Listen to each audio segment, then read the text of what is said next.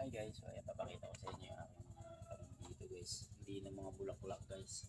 So guys, papakita ko sa inyo. Meron ako dito guys at pansita na tumutubo lang to dati sa mga paso. Pinagbubulot ko pero ngayon tinatanim ko na guys. So, kasi malaking tulong yan sa kidney. Kung may problema ka sa kidney, malaking tulong yan guys. Saka meron siyang aloe vera. So malaking tulong din yan. No?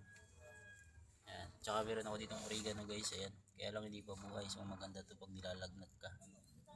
Ayan yung mga paunang lunas guys, makakatulong itong mga herbal guys. Saka ito meron ako dito ano.